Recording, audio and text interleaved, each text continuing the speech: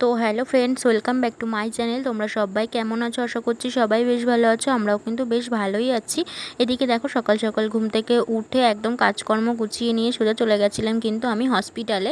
আর হসপিটালে গেছিলাম কেন তোমাদেরকে এবারটি বলি। ওই যে দেখতে পাচ্ছ পেছনে ঝিলিক বসে রয়েছে ওর বাচ্চাকে নিয়ে। তোর কি বাচ্চা হচ্ছে তোমাদেরকে এবার আমি জানাই। আর আজকে ওর কিন্তু ছুটি হয়ে গেছে। আর ছুটি হয়ে গেছে বলেই আমাকে দাদার সাথে সাথে ফোন করেছিল। আমি দুদিন যাইনি ওদেরকে দেখতে, মানে আমার দুদিন শরীরটা ভালো ছিল না, আর একদিন আমি বাড়িতে ছিলাম না। ওই যে রানাঘাটে গেছিলাম, তোমাদেরকে তো বলেইছি, আর ভিডিও তোমরা দেখতেই পেয়ে গেছো। আর এদিকটাতে যে ছুটি হয়ে গেছে, ওদেরকে নিয়ে এখন সোজা চলে যাচ্ছি নিচে। এখন মানে লিফটে করে যেহেতু যাবো নিচে, কেননা ঝিলিকের যেহেতু সিজারে বাচ্চা হয়েছে, তো সেই জন্য বললাম। আর ঝিলিকের ডেটের আগে অনেকটা আগেই আর কি ঝিলিকের বেবি হয়ে গেছে। আর যেই দিনকে ওদের ছুটি হয়েছে সেই দিনকেই কিন্তু ঝিলিকের 9th মান্থ বেবি শাওয়ার হওয়ার কথা ছিল। তো যাই হোক, আর সেই দিনকেই কিন্তু ও ওর বেবিকে নিয়ে বাড়িতে যাচ্ছে। তো এবারটি আমি বলে দিই তোমাদেরকে যে ঝিলিকের বেবি বয় হয়েছে না গার্ল হয়েছে। তো ফার্স্টেই বলে দিই, ঝিলিকের কিন্তু বেবি বয় হয়েছে।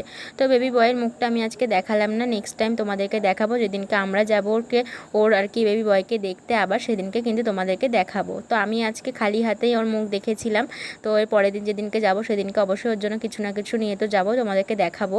তো এই দিকটাতে আমি বাড়িতে এসে স্নান করে একদম ফ্রেশ হয়ে নিয়েছিলাম। আর আমি কিন্তু একাই গেছিলাম দেখতে, শুভ না ডিউটি ছিল বলে শুভ যেতে পারিনি। তো আমি একাই চলে গেছিলাম, আমাকে দাদা ফোন করেছিলাম, সাথে সাথে আর কি রেডি হয়ে বেরিয়ে পড়েছিলাম। তো বাড়িতে এসে স্নান করে নিয়ে একদম রেডি হয়ে নিয়ে এখন চলে যাচ্ছিলাম। কিন্তু আমাদের একটা নেমন্ত্রণ ছিল আজকে দুপুরবেলাতে। কাকিমা তো আমাকে মানে তখনই বলছিল যে তুই চল আজকে আমাদের সাথে। কাকিমা আবার আমাকে সত্যি কথা বলতে সত্যি খুব ভালোবাসে। তো কাকিমা আমাকে বারবার বলছিল যে তুই চল আজকে আমাদের সাথে। তো আমি বললাম যে না, আমাদের একটা নেমন্ত্রণ আছে, পরের দিনকে আমরা অবশ্যই যাব। তো কবে যাব না যাব তোমাদেরকে অবশ্যই তোমরা দেখতেই পারবে। তো এই দিকটাতে এই যে আমরা নেমন্ত্রণ খেতে চলে এসেছি। আর আমাকে এই শাড়িটা পরে কেমন লাগছে অবশ্যই জানাবে। আর প্রচণ্ড পরিমাণে রোদ, ভাদ্র মাসের না সেই পচা গরম যেটাকে বলা হয় সেইটা আর কি এখন পড়েছে, যেহেতু ভাদ্র মাস এটা। তো সেই জন্য বললাম, সেপ্টেম্বরের আজকে মোটামুটি প্রায় 7-8 তারিখ হয়েই গেছে। তো আমার না আজকের ঠিক ডেটটা মনে নেই বলে আমি তোমাদেরকে বলতে পারলাম না। আর আজকে চলে গেছিলাম একটা জেঠুদের বাড়িতে, নেমন্ত্রণ ছিল। জেঠুদের একটা পার্বণ থাকে, তো সেই জন্য পার্বণে আর কি অনেক লোকজন নেমন্ত্রণ করে, জেঠুরা খাওয়া দাওয়া করায়। তো তাই কারণে আমরাও কিন্তু চলে গেছিলাম নেমন্ত্রণ খেতে জেঠুদের বাড়িতে, একটা ফুলের মালা নিয়ে। আর ঠাকুরের চরণে আমরা একটা ফুলের মালা দিয়ে দিয়েছিলাম, তোমরা তো দেখতেই পেলে, শুভ দিয়ে দিয়েছিল। আর আমি কিন্তু প্রণাম করে নিয়েছিলাম। আমি আর বাবা আর শুভ গেছিলাম, মা যেতে পারিনি, মায়ের যেহেতু আর কি ডিউটি ছিল, তো সেই জন্য মা কিন্তু যেতে পারেনি। তো বাড়িতে চলে এসেছি, মায়ের জন্য খাবার দাবার পাঠিয়ে দিয়েছিল। আর এদিকটাতে বাড়িতে আসতে না আসতে দেখতে পাচ্ছ গরমে ঘেমে স্নান হয়ে গেছি, মানে এবার মনে হচ্ছে কতক্ষণে শাড়িটা চেঞ্জ করব। ওইদিকে যে ফ্রিজের মধ্যে সব খাবার দাবার রয়েছে, মায়েরও খাবারটা রয়ে গেছে। আর এদিকে আমি গান করতে করতে এখন যাচ্ছি কিন্তু ঘরের দিকে, মানে পাগল হয়ে গেছি, মানে গরমে মাথা ব্যথা কাজ করছে না, এটাই হচ্ছে মেন ব্যাপার।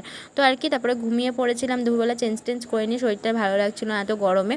তো তারপরে ঘুম থেকে উঠে সন্ধ্যেবেলাতে সন্ধ্যে দিয়ে নেওয়ার পরে এদিকটাতে দেখো আমি আর কি রেডি হয়ে নিয়েছি। এখন চলে গেছিলাম সোজা একটু হাই স্ট্রিট থেকে ঘুরে চলে আসলাম কিন্তু বাড়িতে। তোমাদের সাথে সেমনভাবে কোনো কথা বলা হয়নি।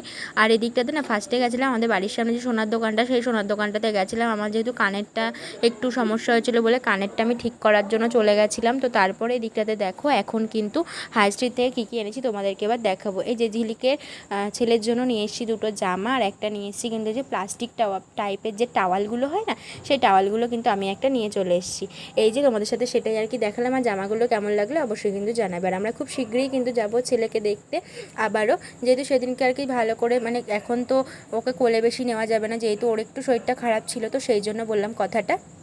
তো জামাগুলো কেমন লাগছে অবশ্যই জানাবে। আর আমি না মিয়ামোড় থেকে আসবার সময় আমার জন্য একটা বার্গার আর একটা কিন্তু চকো চিপস নিয়েছিলাম, মানে হচ্ছে পেস্ট্রি। তো এদিকে এইগুলো এখন আমি খেয়ে নেবো। আমার খুব খিদেও পেয়ে গেছিলো, যেহেতু দুপুরবেলাতে অনেকটা মানে তাড়াতাড়ি খাওয়া দাওয়া হয়ে গেছিলো, তো সেই জন্য আমার না খুব খিদেও পেয়ে গেছিলো। সন্ধ্যাবেলাতে সেমনভাবে কোনো কিছু খাইনি।